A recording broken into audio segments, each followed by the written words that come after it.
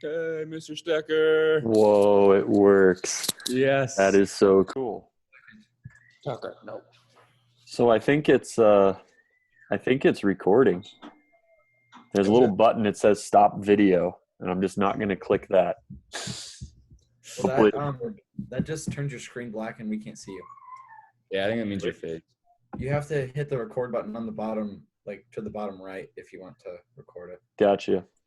And that's got a little pause button that says pause, stop recording. So I think we're recording. I really like your background, Peyton. Thank you. That is such Jack is at the ocean. At the beach. That's funny. What? I love it. I gotta go see my notes. On the beach. Or, chillax in my hammock. Oh, yeah. Or I even have a cerebellum for you. Wow. No, that's better. That's so good. Like the cerebellum? I like that. You kids want to come say hi? Hi, Hello. Hi. How are You you? want to tell them who you are? I'm James. I'm Eden. James. All right, perfect. These are my students at the beach. What's the Yeah, pink so thing cool. in the background? Yep. What's the what in the background? The pink thing in the background. That's a brain. Oh, ew. That's a beach. The Lightenbergs with the coffee cup. All right, you guys go back to work. We're gonna get this thing started. Anyways, so did Edmodo just crash for you guys? Yeah. Yeah. Okay. We were able to get on our phones though. Okay, so I guess help me understand this. I haven't done the Zoom thing before, but basically there was a code that I sent out on Edmodo, but then when I hit copy invitation, it was like Richard Stecker's inviting you to this with this link and this long URL. Do you guys need the link and the long URL, or do you just need that 6-digit code? We need the meeting ID and the code. You So need the I can- ID and the code. And the Yeah. password. For me, it's easier to have the link because I can just click on it and it goes right to the thing. The link is normally helpful. Yeah. Okay. So what I did, I went on Edmodo 10 minutes ago, and it wouldn't even load, won't even load onto my computer screen. Yeah. So I just went to RenWeb and emailed everybody in the class the link on RenWeb. So I guess if you have, I don't know, classmates who you think are going to jump in, but can't, maybe text them, check your school email, and we'll give everybody a couple of minutes because I know Wink said 9:07, which I really appreciated. So we'll give them those 2 minutes. That was you. Okay, perfect. And then we'll jump in 2 minutes. I don't think Lightenbergs can figure out the sound again. Groceries. They haven't been able to. No sound. That's okay. Lightenbergs can't get it. John, can you hear us? Yeah. Cool. Wait, who's John? Oh, I got to click over. Oh my goodness, it's John Dobbs. I've got Tori with the black screen, and I've got another black screen with no name on it. Huh, that's interesting. So how you guys been doing staying at home? Good. Good. Not bad. Teachers have given us a lot more homework, but it's fine. Really? Yeah. Oh, okay. Go help him, James. That's funny because I'm trying to keep mine that was one of my questions I wanted to ask you guys is the guidelines for the teachers have been about a half an hour's worth per class, right? So it should be less. And so is that your guys' experience? Is it including the time you do the lecture and the time you do the homework? Is it averaging out to half an hour a class, or is it averaging out to way more? You've been good, but not other teachers. Okay. Everybody else is what, 40 minutes, an hour? What's it like? I think our Bible class has actually been the worst. What else? The rest haven't been. The rest hasn't been too bad, no. Jack and Noah, are you guys in different places? Oh, okay. I was Noah's got his family wall, and Jack's got a fake background, but Jack's eating breakfast. Oh, yes. Perfect. And it looks Right like next to each other. we've got Mike Altsteele's in. Hi, Tori. And Hi. Wink L is in. Perfect. Grace and Anna, I think they still have no volume, but give us a thumbs up if you can hear us, Grace and Anna. There's no thumbs up. No thumbs up. I don't think they can hear us. Okay, but they can at least see Jack on the beach and Noah. Oh, hold on. They're sending us a message. If I click, I hear can't. you. We can't hear you. Okay. See if they can. Oh, well, I can't tell them what to do. They can't hear me. I don't know. Boy, that's a tough call. Number. One of you guys with their phone numbers, tell them to try to use their phone and see if They that'll tried that work. in one of the other classes last week or the other day and it didn't work. With the phone? Yeah. Well, what's the answer here then? I don't know. Refrigerator. It's got to be something with their computer and their microphone or speakers on their computer, don't you think? I don't know. There should be a setting to turn it on. Oh, I can't. Can you Yeah. hear me? Oh, The phone's not an iPhone apparently, according to my computer. Oh, okay. My phone is gone though. It's been completely dead for like 2 days. All right. So Well, I guess we're 2 minutes past our 9:07 start time, so I think we should probably start it. And you guys just let me know how it goes, or if you lose volume or anything. And Grace and Anna might have to just watch the recording. And what the heck is this, Peyton? All right. Anyways, I'm kind of excited to give this a shot because it's so weird to talk to myself and not have your guys' weird questions and to be able to see how you're doing and that kind of stuff. So let's jump right into it here. I'm going to go ahead and share my screen. And I guess let me know if this works.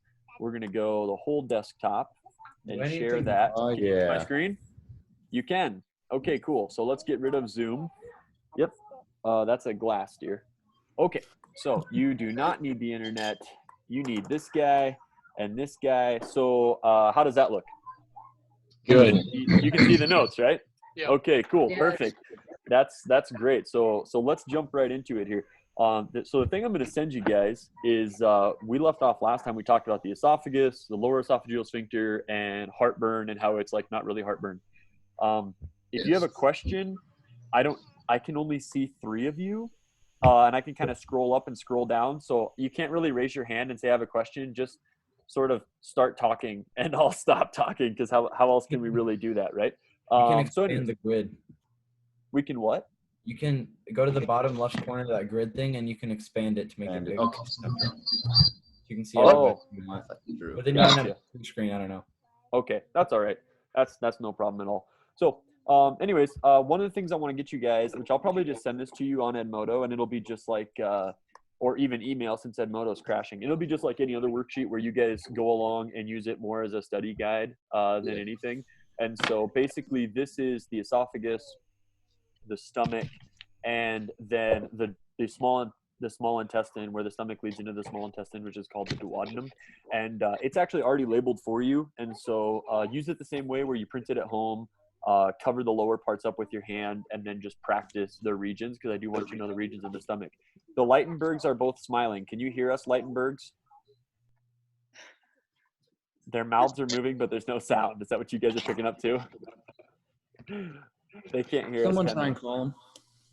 Give us a thumb. can you hear us? Yes! Yay! They did it. They did it. All right, cool. Well, hey, we're doing great now. We got most of the class, so I'm super happy about that. Well, welcome to the land of the hearing and speaking there, Grace and Anna. We're happy to have you guys, and let's jump back into it. So I'm going to send that worksheet to you guys, kind of an honor system thing. Do what you want with it. It'll be on the same diagram on the test. And the only thing I really haven't figured out, hey, buddy, can you go play? I got to focus, okay? Go with your brother. You can keep doing your work. The only thing I haven't figured out really is how we're going to do the dissections, because the digestive system of the pig is so close to ours that we can watch it on YouTube, or I don't know how else we can do it. I've kind of thought about sending them to you in the mail. I thought that would be sort of hilarious, but I don't know if I should do that or not. Rusty scalpels in the mail. I don't know, but the diagrams are good, but I'll at least get you a YouTube video of a dissection, because the analogies there are so good. Have James help you. So anyways, so what we've got here basically is the esophagus leading into the stomach into the small intestine, and right next to your stomach, of course, is your liver, and underneath the liver is the gallbladder. And I guess the thing I should have asked you, did everybody play those online labeling games? And if so, how did it go? Yes? It was It worked. Real Really quick. just where I was pointing to, but yeah. Do we Okay. need to like print those out or something? No, don't print them out. My concern with them is that basically they're so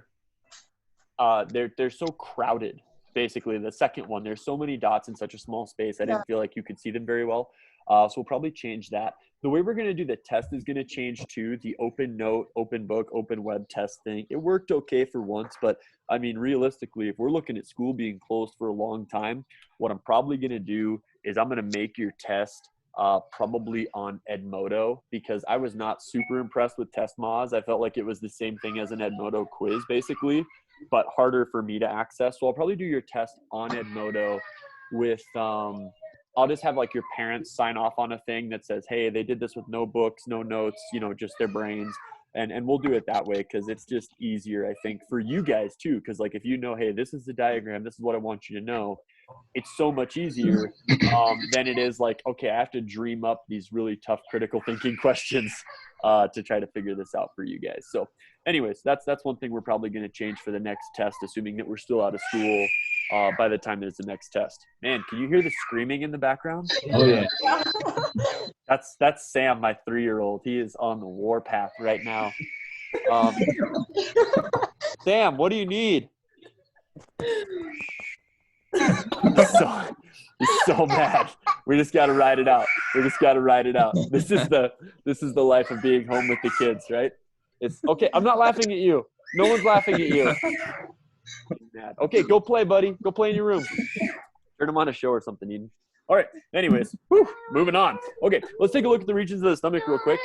And nope, figure it out. I'll help you in a minute. All right. So, anyways, let's jump down this deal. What things that you need to know, okay, now that you hear my little guy crying in the background. You should know the esophagus, and you should know the lower esophageal sphincter for sure. The lower esophageal sphincter is a ring of muscle, and really just any ring of muscle is a sphincter, right?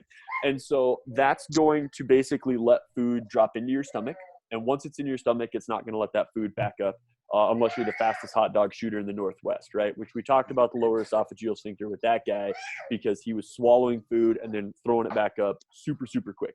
Now we go to regions, and I do want you to know the regions of the stomach. Essentially what we're looking at here is a hollow bag, and the hollow bag has the ability to expand, which is really cool. So one word I'd like you to kind of write down or put a star on is what's called rugae.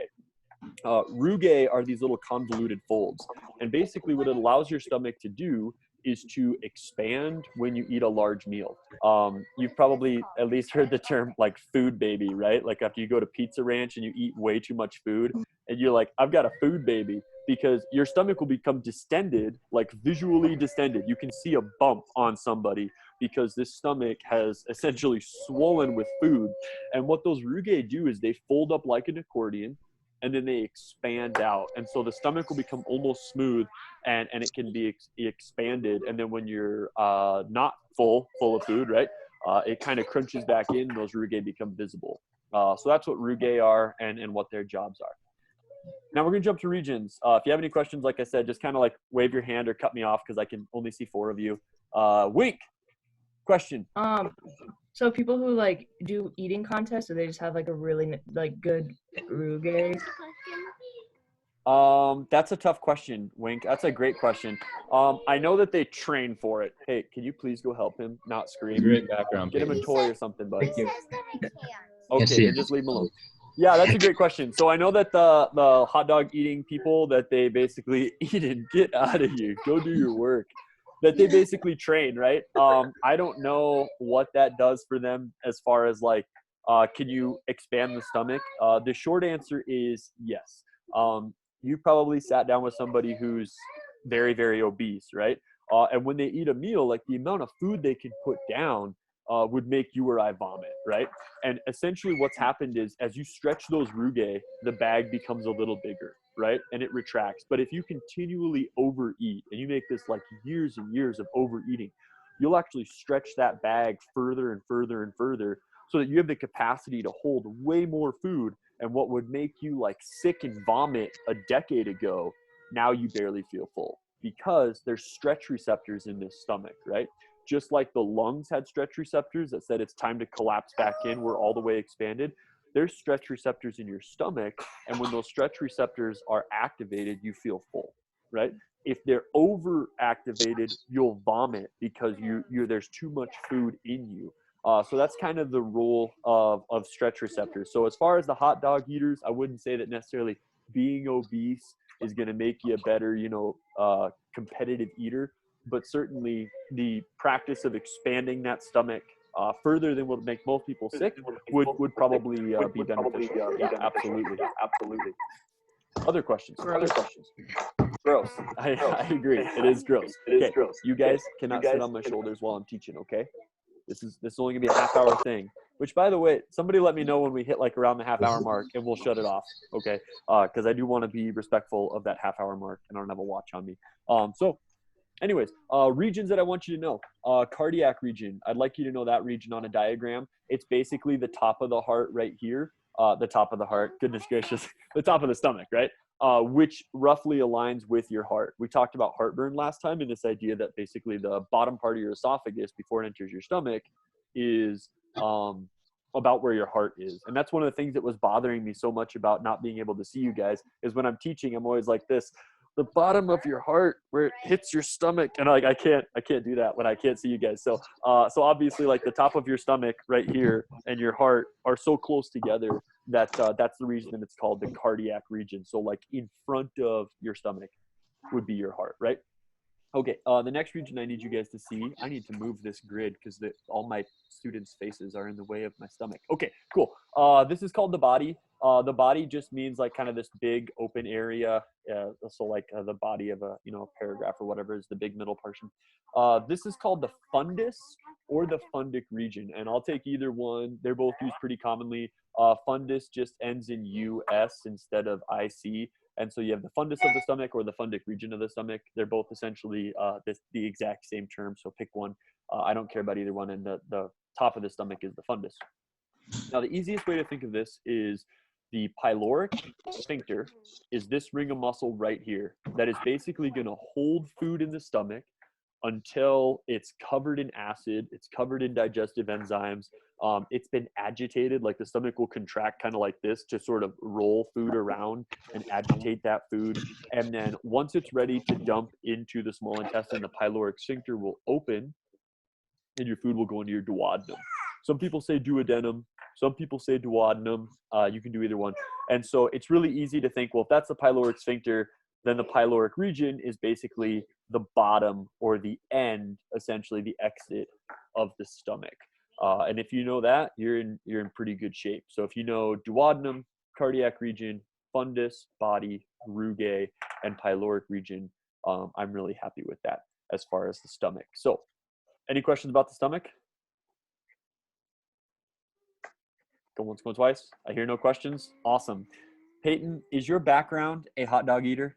It's Joey Chestnut. Okay. I love Joey Chestnut. Of course. He had 74 hot dogs in 10 minutes. That's disgusting. And good for him, I guess. Okay. Great. Okay, Eden, go do your work. And I'm done with my work. Okay, go play. Go play. Yay! Go play. All right, you too, James. Go play. Go watch a movie. All right. So the esophagus here, we've got lots of different layers of muscles. I don't care that you memorize the names of the muscle fibers at all. Just get the idea that there's different directions so that the stomach can do peristalsis, like kind of contract food down, but also can contract at different angles to mix food, which is not a very visually appealing idea, but certainly it does do that. So let's see, how do I progress my slide? Here we go, that worked great. Okay, so the lining of the stomach here, nothing too crazy. Parietal cells are going to secrete hydrochloric acid. And so basically there's parietal cells and there's chief cells. And so this lining of your stomach, of course, is pitted with a huge surface area, which probably is not surprising to you guys. And here's a muscle layer. And so all of these cells have a job. Basically, the inside of the stomach is lined with mucus that prevents the stomach itself from being burned by hydrochloric acid. You do have very low pH acid in your stomach that kills bacteria, and the mucus lining protects the stomach from being burned by its own acid. And unless you have an ulcer, you might have heard of somebody having an ulcer that it burns, and an ulcer is an area where the mucus lining is gone and your own hydrochloric acid burns your stomach, which is kind of crazy. And people used to think it was caused by stress. They would call them a stress ulcer if they were super stressed. They're like, you're going to give me an ulcer. And we later learned that there's a bacterium called H. pylori. I think it's Helicobacter pylori. And that bacterium can survive in the acid in your stomach, and then it can eat through that mucus layer, and then you end up getting an ulcer and bleeding into your intestinal tract, and then eventually the person will start to defecate black blood, and they'll get freaked out because their stool is black, and then they'll say, hey, I got like an ulcer or something, and go to the doctor and kind of find out what's going on there. So it's kind of a cool example of that. And so hydrochloric acid, you secrete that from these parietal cells, and then you secrete an enzyme called pepsinogen from a chief cell. And we're going to talk about pepsinogen next time, but basically, or next slide rather, we'll break down what's going on in our stomach physiologically. It's pretty straightforward, but essentially in the stomach, we're going to break down proteins. So everything gets digested in kind of a different place. The small intestine is going to do pretty much all of it. Our complex carbs got started in our mouth with amylase. Our proteins are going to get started in our stomach with pepsinogen. And then we've kind of broken down those big proteins into smaller proteins. We'll dump all those in the small intestine, and we'll be in pretty good shape there. So questions about those at all? Cool. You're feeling good about it. All right. Let's see. How do I progress my slide? When I click the over arrow, it just kind of beeps at me. Wait a second. Yay. No, too far. Okay, cool. Got it figured out. All right. So the enzymes that I want you to know. This one, of course, is not an enzyme. Mucus, we already know what the mucus does. Pepsinogen becomes pepsin. Okay, that's an important thing to know. And so pepsinogen is basically inactive enzyme for breaking down proteins, which makes sense because if you had an active enzyme for breaking down proteins in your stomach cells, you would break down your stomach cells and digest yourself. We don't want to digest ourselves. We want to digest the cheeseburger we're eating or whatever you guys are snacking on. I know a couple of you are having breakfast, which I think is wonderful. And so the pepsinogen becomes pepsin when it hits your stomach and touches that hydrochloric acid. Okay, so pepsinogen plus HCl becomes pepsin. And that's cool because we only have hydrochloric acid in the stomach juices. And so we know that basically by the time pepsinogen touches hydrochloric acid, it's in our gastric secretions, like it's in this fluid in your stomach. Now it's okay to digest proteins. And so pepsin grabs onto proteins and splits those proteins apart, and will start that digestion process for us. The goal is eventually to get them all the way down to individual amino acids and then reassemble them after we take them into our bloodstream into the proteins that you need to make hair and muscles and toenails and that kind of stuff. You guys already know what hydrochloric acid is, I'm sure, because we have, had chemistry class and that kind of stuff. It's the active ingredient in the Works toilet bowl cleaner. It's a pretty strong acid, and you're looking at probably a pH of about 2 in your stomach, which isn't that crazy, right? Like black coffee and Coca-Cola are kind of in that range too. Oh, no, that's not an H. Hold on. Round 2. Got it. pH. Okay. About a 2 pH. Sorry. Writing with the trackpad is, it's bad. So I apologize for that. Okay. Pretty straightforward on the stomach. Pepsin, pepsinogen, and proteins. Feel good about it? Yeah? Okay. How are we doing on time? Anybody got a idea of how our time's been here? 26. 26 minutes. Okay. Well, we spent too much time getting things sorted out, but I think it'll probably be smoother in the future here. So, what do you actually absorb in your stomach? I had already kind of told you that the small intestine's like what's going on for absorption. It's all in the small intestine, but a few things do actually get pulled through that mucus layer and go into your bloodstream from your stomach. A certain degree of water will actually be absorbed in your stomach. You're going to absorb a lot more water in your large intestine and reabsorb that in your kidneys from your blood plasma. But a little bit of water will get into your stomach, and it takes a while for that to kind of be absorbed. Some salts will be absorbed in your stomach, and then drugs, if they're lipid soluble, can be absorbed in your stomach, and that's why you'll hear like different time frames for like how long does it take for Advil to take effect or Tylenol to take effect or whatever to take effect. And basically the idea is if it's got to be absorbed in your small intestine, it's going to take half an hour. If it's going to be absorbed in your stomach, it's going to take a much shorter time frame. And so when you get those differences in how long does this take to work, that largely relates to whether it's lipid soluble or water soluble. And so that's an important thing to bear in mind. And then alcohol can be absorbed in the stomach as well. It will continue to be absorbed in the small intestine, but it's absorbed in the stomach as well. So that's what you absorb in your stomach. So here's a gross image, how your stomach kind of functions as far as mixing these things around. Food or digestate. At this point, the food actually has a name called chyme, CHYME. I'm not going to ask you when is it food, when is it chyme, when is it digestate, that kind of stuff. But basically, you chewed up the food, you swallow it into the stomach. Here's the hydrochloric acid and pepsin and pepsinogen all mixing in this solution.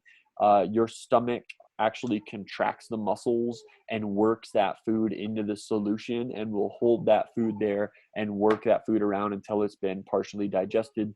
And then the pyloric sphincter will relax and dump that food in like basically little doses into the small intestine. And in the small intestine, right in that duodenum is gonna. Sorry, what's the question? I missed it. Peyton. So is your stomach ever like fully empty? Fully empty? Probably not. No. Your stomach will always have something in it because even when there's not a lot of food or liquid, you have basically the hydrochloric acid that you're secreting and the fluid that exists in. And and we know that's the case because when your stomach growls, the bubbles are coming up through that fluid and it makes the growling sound when you're hungry. And if you get basically an endoscopy of your stomach, which I'd like to show you guys is like the last part of our video, you have to go on a fast. So you don't eat anything for 12 hours or whatever. And then it is almost empty. There's a little bit of fluid in there and that's about it. So I don't know how the volume will work if I show you guys a video, but let's stop there. I'll pull a video and show it to you and you let me know if you can hear it. Okay? Are there any other questions before we try a video? Wait, I have a question. Can you hear Yes, me? I can hear you. Yes. Okay. So why is it that like people who are starving, why does their stomachs get bloated? Oh, that's a really good question. Yeah, so that's a tough question too. I don't really know why that is, but it's kind of one of those misnomers where like when you see little children in Africa who are starving or whatever, they have a large stomach, right? And I think it's mostly filled with gas because what you'll notice about those people, it's weird to think like they're starving. Why is their stomach so large? But what you'll notice is that their arms are like super thin. Right, so they've eaten away all of their subcutaneous fat. They've eaten away all the muscle, and then they're down to basically their eyes are even sinking in because they're eating the fat below those orbits, and the stomach is mostly just gases. And so I don't know really why they get distended like that, but my guess is gases.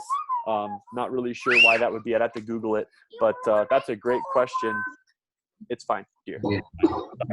A little guy got a hold of a glue stick and just glued my daughter's homework like everywhere. So it's fine. It's totally fine. We're at 100% right now. See?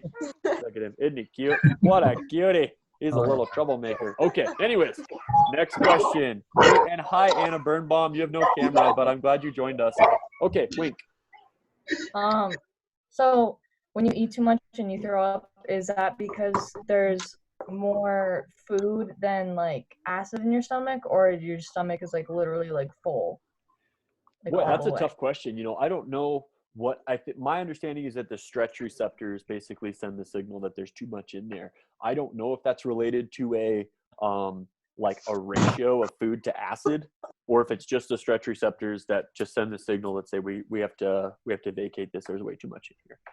So I don't really know that answer. That's a great question though. I'd have to look it up. Tori. So like with the acid in your stomach, when you throw up, does it, like if you threw up all the time, would it like burn away your esophagus? Yeah, no, that's a great question. Sure. This is a great tangent for like, please don't become bulimic. Yeah, absolutely. That happens all the time. So yeah, people who vomit frequently, right? That acid will irritate their esophagus, their mouth, their nose, and cause a lot of damage in their gums and teeth. So yeah, I mean, it's not like a ridiculously acidic acid, but it is a low pH, and anybody who's vomited, like, it hurts, like it stings in your throat, it stings in your nose. And so, yeah, people who are chronically vomiting, like people who, suffer from bulimia, and they'll go eat a meal and then they'll go puke it up. So they still get the fun of eating, but because they're, struggling with this body image thing, they don't want to eat. And so they throw up all the time, and you get a lot of issues with their teeth and gums. Absolutely. Yeah. Bleeding and all kinds of issues. So that's a really good question. Any other questions? Big pants. Sorry, I thought I heard somebody. Our little brother was just walking through. Oh, that's cool. He doesn't have a glue stick, does he? Nope. Okay, you got to watch out for those things. They'll get you. All right. So anyways, I'm going to try to show you guys a video of an endoscopy of the stomach where they actually go down someone's esophagus and show you basically the rugae. And you let me know if the audio comes through on your end. I'm curious to see how this will work. So let me give this a shot real quick. Okay. Escape. Escape the PowerPoint. How do we do this? Arrow. Go away, PowerPoint. Oh, here we go. Do you want to keep your annotations? No, I don't. I want to show my kids a video of a gross little stomach. Right here. Okay, come see a gross little stomach, James. Okay, tell me what the volume's like here, and we'll see how it goes.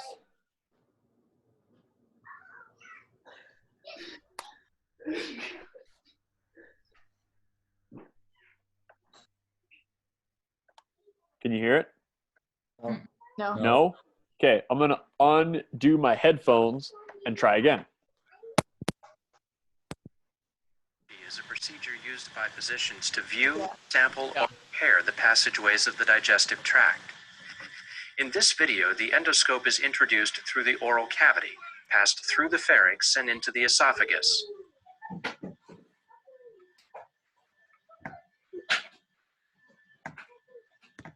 It's the lower esophageal sphincter, right? So you can see they've come through his mouth, down his esophagus. They see the lower esophageal sphincter. They're not in the stomach yet. Can you hear me without my headphones on? Yeah. Yeah. Okay, cool. This is working all right.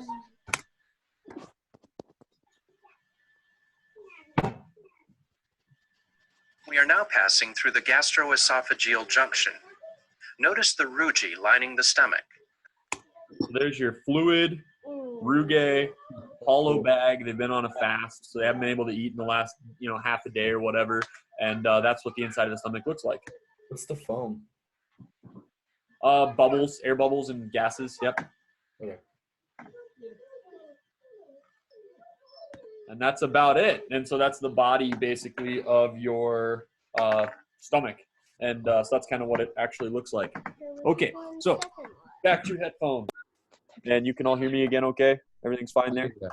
Yeah. Okay, perfect. So I think that's where we're going to stop today. I'm going to throw the stomach labeling thing on Edmodo if Edmodo's working, and I'll also send it an email. And you can print it and fill it in at home, use it as a study guide, draw it out. I don't really care. The same diagram's fair game for the test, just like all the diagrams we do. The answers are already on it. Do you have any questions for me before we call it a day? Go once, go twice? Not you, James.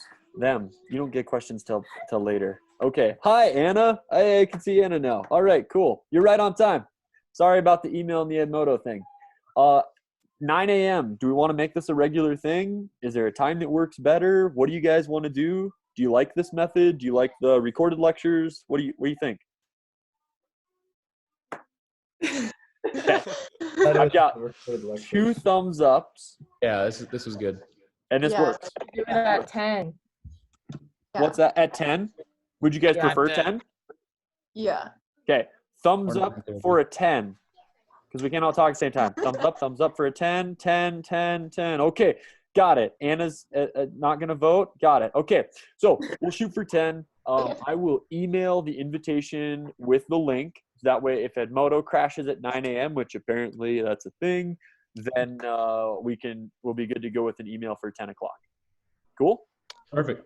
All right. I'm going to stop recording this, upload it to Edmodo, and we should be in good shape. So Thanks a lot, guys. All right, thanks, Thanks, Mr. Mr. Decker. Decker. Thank you, Mr. Yes. Sexton. Tomorrow Thank at 10. All right.